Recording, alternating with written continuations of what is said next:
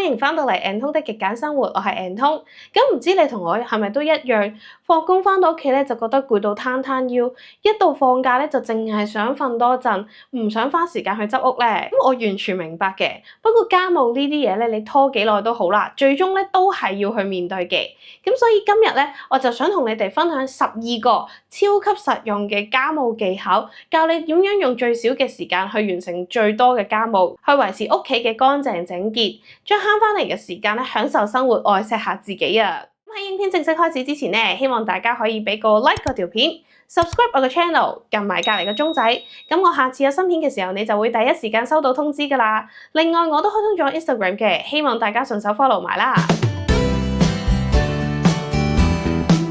好啦，咁我咧其實就歸納咗12個簡化家務嘅小技巧啦，咁你都可以睇下邊個啱你用嘅。頭6個咧會係一啲由心態到習慣嘅改變，咁後面6個咧就係講下點樣令到成個家務嘅流程可以順暢一啲啊。咁技巧1就係接受剛剛好嘅哲學，放棄追求完美。好多時咧，我哋會喺兩個極端嗰度來回啊，一係咧就唔做，一係咧就要做到完美。咁但係過度追求完美咧，就只會令到你自己好攰嘅。咁例如啦，可能塊鏡連少少塵啊、少少指紋或者水漬都唔可以有。其實咧，我哋屋企又唔係示範單位，唔需要時刻咧都保持到咁一塵不染嘅，因為都唔使俾人參觀噶嘛。我哋咧只要做到一般嘅乾淨整齊咧，就已經足夠噶啦。咁或者咧，我哋每日比之前嗰日乾淨多少少，咁都算係有進步。試下放低你嘅完美主義，俾自己多啲喘息嘅空間啦。技巧2就係簡化屋企，從源頭開始減少物品。咁呢個好直接㗎啦，你屋企嘅物品越少咧，清潔同埋維護佢哋嘅時間咧都一定係越少嘅。減少咗屋企多餘嘅雜物咧，視覺上都會清爽一啲啊。咁整理咧自然都變得更加容易啦。所以咧，由而家開始要認清自己嘅需要。淨係保留返自己鍾意或者需要嘅物品，斷捨離咧就係簡化家務好重要嘅一步。我哋由源頭開始減少你嘅煩惱。技巧3就係清空你嘅台面，支撐型嘅家具咧唔用嚟做收納。咁之前啲片咧其實都有講過嘅，屋企嘅家私咧係可以分做支撐型，即係譬如係餐台啊、梳化啊、床啦，同埋收納型一啲衣櫃、鞋櫃等等。咁屋企之所以會亂咧，其實就係因為我哋好多時咧都將呢啲支撐型嘅家私咧都當埋收納型嘅家私咁樣用啊。台面咧其實係我哋日常生活會用得到嘅區域啦，咁就唔好俾呢啲地方咧變成一個收納區。咁就算咧你真係有啲常用嘅物品要擺喺台面都好啦，你都最好將佢哋咧集中一齊擺放，唔好散落喺成個台面上邊。咁樣咧你屋企咧就可以望到整齊得多啦。技巧4就係地板零雜物，方便用智能嘅家電咧去輔助你清潔。咁一個小雜物嘅地板咧，其實就可以令到清潔嘅工作咧容易好多。咁記得啦，就將啲包裹啊、袋啊、玩具啊呢一啲物品咧，盡量咧都快啲收拾乾淨，唔好俾佢哋累積擺咗喺地面上面。咁如果你屋企咧個地面夠整潔，你仲可以唔使自己拖地啊。而家咧你其實可以買一啲掃地嘅機械人啦，咁你放佢出嚟行一圈咧，基本上咧都完成到好基本嘅清潔任務。咁所以咧，清空個地板咧，就為咗可以俾你有機會去善用科技，慳返你啲體力同埋時間啊！技巧5就係物歸原處，用完即刻擺喎。咁用完啲嘢咧，你即刻擺返佢哋喺原位啦。所謂屋企亂咧，其實就係原本嘅秩序咧被破壞咗。如果咧你積積埋埋，諗住之後咧將啲嘢一次過處理，咁到你真係整理嘅時候咧就會好嘥時間㗎啦。咁甚至乎咧你可能都唔記得啲嘢原本擺咗喺邊啊。咁與其咧唔知等到何年何月先至有時間將幾十樣嘢一次過歸位嘅話咧，倒不如咧你每次用完咧就即刻將佢擺返好。咁每樣物品咧都有佢固定位置，用完咧就可以容易啲擺返喺原位啦。咁樣做家務嘅時候咧，你就唔需要再動腦筋咧去諗下啲嘢應該擺喺邊度啊。技巧6就係微清潔法，每日用10分鐘咧去隨手清潔。咁聽落咧好似同簡化家務有啲衝突喎，但係其實咧只要你每日堅持去做一啲啲嘅清潔咧，咁你就可以減少一次過花好幾個鐘頭整理嘅壓力啦。咁你試想像一下，每日洗一洗杯、抹一抹爐頭附近啲污糟嘢，可能只係花你5分鐘。咁但係如果你每星期先做一次咧，積落嚟啲污漬咧就唔係咁容易抹一抹就搞得掂㗎啦。你可能要用好多額外嘅工具同埋時間咧，先至可以清理得到。咁呢一個咧就係微清潔法嘅精髓啦。你每日做少少，即時處理咗一啲小任務。咁樣咧，即使冇刻意去安排一啲整理嘅工作啊，或者整理嘅時間咧，你都可以隨時保持到一個咧唔太亂嘅狀態啊。咁講咗咁多家務技巧，你係咪覺得好似又多咗啲嘢做咁樣咧？其實咧，我哋咧係簡化緊你嘅家務啦，而最終嘅目的咧，就係要你可以留翻啲時間嚟愛錫下自己啊。當你用咗上面一啲技巧，將啲家務時間咧縮短咗，咁慳翻出嚟嘅 me time 咧，你又諗住點用咧？我咧就會用嚟幫自己放鬆一下啦。咁今日咧就想同你哋介紹一個將你嘅 me time 咧升華到另一層次嘅好幫手啊，就係 Matrix 嘅 EMS Head Spa Pro 啦。呢個就係一個頭皮嘅按摩儀嚟嘅。咁你可能會問啦，家務嘅片你做乜同我講個頭皮按摩儀啊？咁其實咧係因為無論男女都好啦，我哋要好好咁樣保養自己。咁而家家務簡化咗，你就多咗時間擺翻落自己嗰度。咁呢部按摩儀咧，其實真係好犀利嘅。佢唔係單單咧真係淨係幫你去按摩你嘅頭皮啦。咁佢除咗呢個頭皮護理之外咧，其實就有面部護理同埋可以用嚟按你嘅身體啊。咁先講咗佢第一個頭皮嘅 SPA 先啦，呢個咧都係我留意到佢嘅原因。咁佢獨特嘅電針護理同埋咧 NNR 嘅脈衝技術咧，其實就可以模擬到專業按摩師嘅手法，咁去深入咁樣刺激你僵硬咗嘅頭皮。咁你頭皮健康咗咧，你個人都會精神啲，唔會成日個頭赤赤痛啊。咁同埋咧，佢有面部提拉嘅功能啦，你係可以咧配合面部嘅附件咧做一啲面部提升嘅護理嘅。咁每日咧就用5分鐘就可以鍛鍊翻你啲蘋果肌啦，幫你對抗翻啲歲月嘅痕跡啊，一啲苦紋嘅位置。記得你哋用嘅時候咧，要由下而上咁樣慢慢掃上去喎。咁同埋咧，最特別嘅咧就係佢有紅光嘅 LED 啦。咁波長咧大概係630納米，係可以咧最深入達到你嘅皮膚嘅底層嘅，幫你煥發翻你嘅皮膚嘅光彩。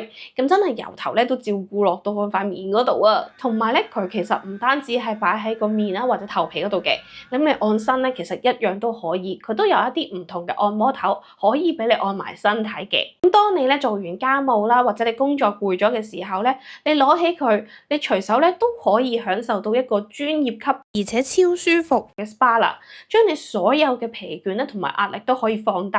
咁呢個咧就係我哋慳翻出嚟啲 me time 愛錫自己嘅最佳方式啊！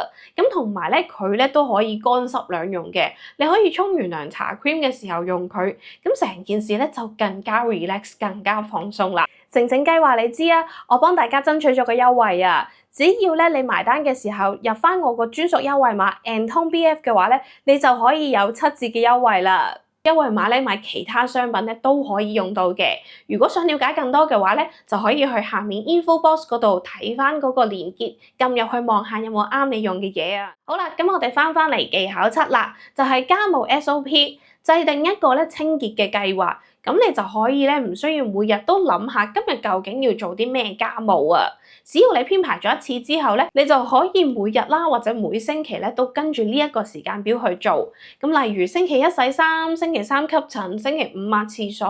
咁我咧就唔會俾個時間表你照抄噶啦，因為咧你要跟住你自己嘅生活作息咧去調整同埋規劃嘅。咁你可以咧去揾翻一個最適合你步伐嘅家務 SOP 啊！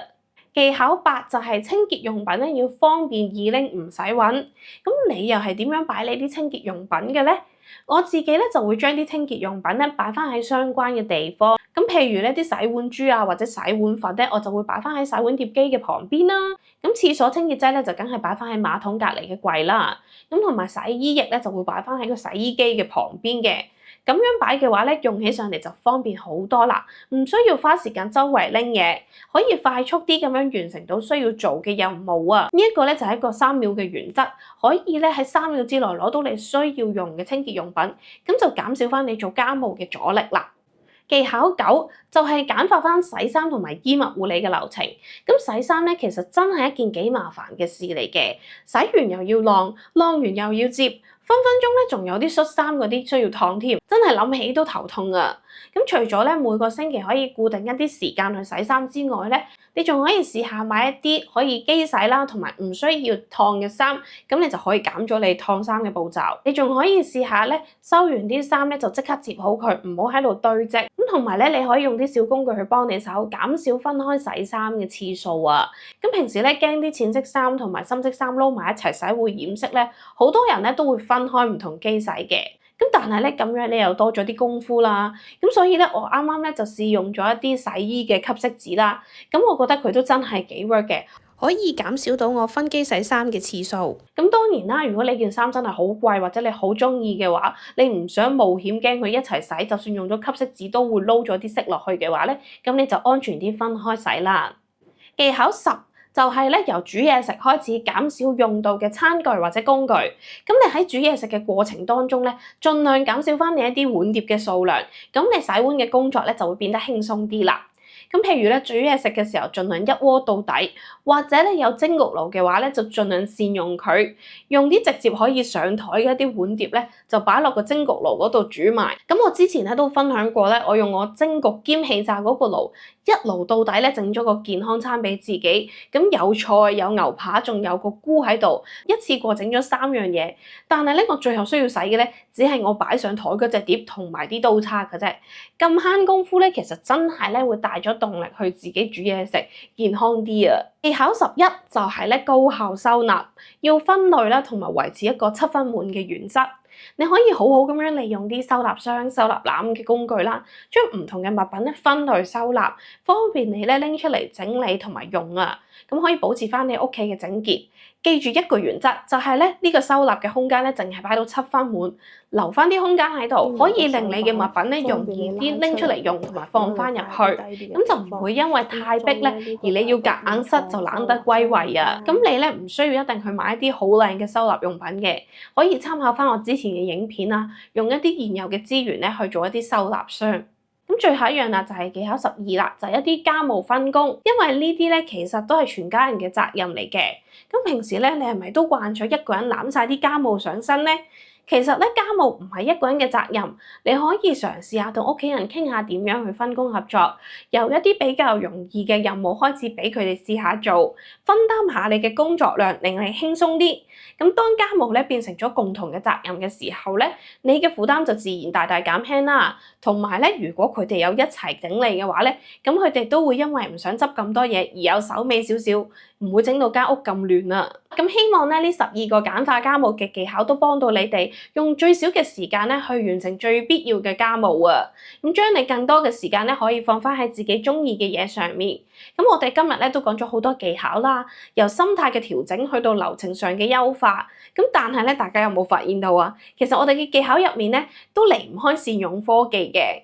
科技咧唔單止可以幫我哋做家務啊，例如一啲掃地嘅機械人啊、洗碗碟機等等啦，佢仲可以咧幫我哋去愛錫自己嘅，就好似我今日介紹嘅 Matrix 頭皮按摩儀咁樣，佢就可以將專業嘅美容護理咧帶入我哋屋企，而且佢一機多用，好方便啊！咁你喺 me time 嘅時候咧，就可以好好咁用佢嚟放鬆你嘅頭皮啦、你嘅面部啦，同埋你嘅身體。咁如果你都有興趣嘅話咧，就記得用翻我嘅專屬優惠碼 ANTONBF 去買啦。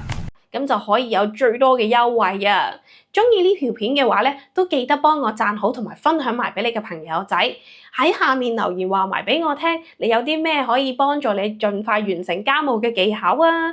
今日咧就講到呢度先啦，我哋下星期2再見啦，拜拜。